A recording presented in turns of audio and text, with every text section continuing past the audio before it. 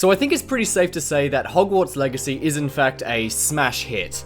I mean, you kinda have to be a smash hit if you're going to take the #1 spot on Twitch's record book for having the most consecutive viewers at launch, which, by the way, is 1.23 million. Yeah, it's 100% a smash hit. However, just with the cases of most of the Harry Potter products that have been coming out recently, we can't just enjoy it, for there is always a debate around it. The superheated debate between the trans community and those that support J.K. Rowling has become so loud that right now it is just an absolute mess. There feels like there are so many takes to this drama and ways that this situation is being viewed that is nearly impossible to keep up. And this is the reason I've decided to make this video. I want to use this video as sort of like a timeline so that we as a community can follow along and see just how we ended up in this absolute shitstorm of a situation. Now, I'm going to try my best to remain completely unbiased and look at both sides so that we can see how both the trans community and J.K. Rowling supporters have come to where we are now. So with all that in mind, we're gonna start at the beginning.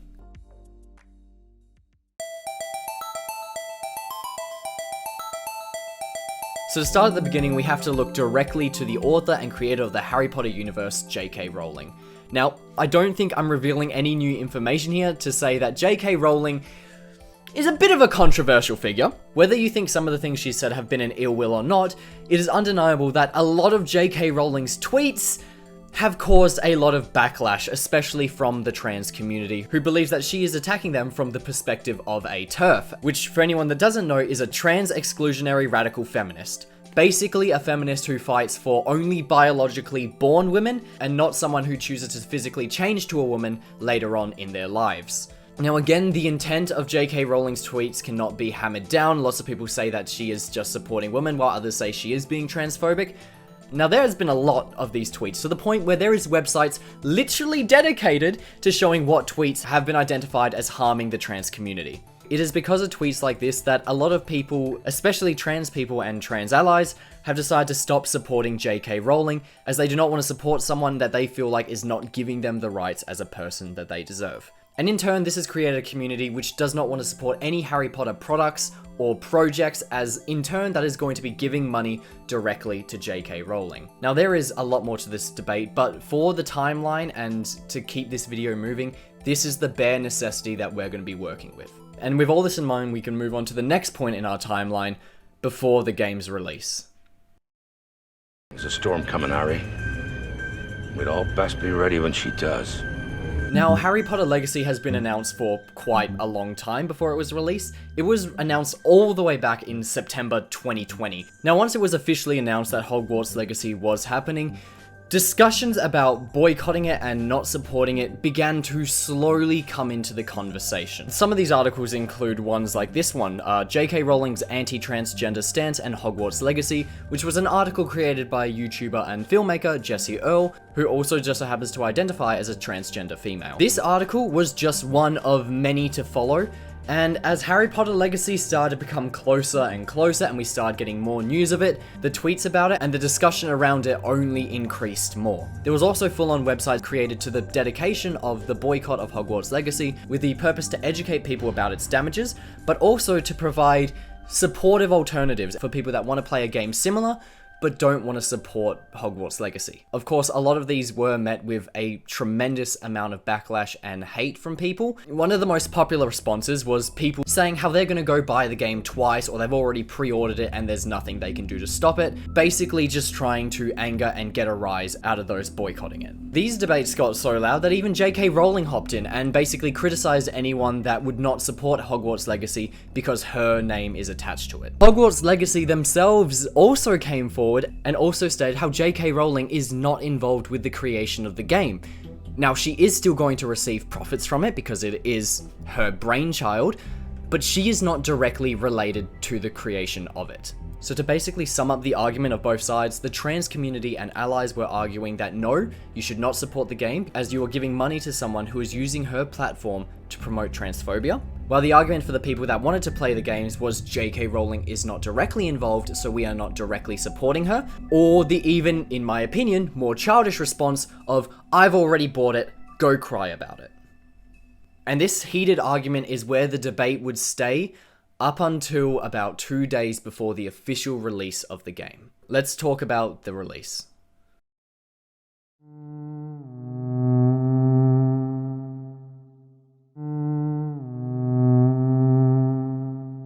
Now, about 2 days before the game officially launched, Potter Games gave access to a lot of large streamers to play the game early to help promote the hype about it. Now, it was around this time where this argument took on a whole nother level of hate and caused a lot of issues.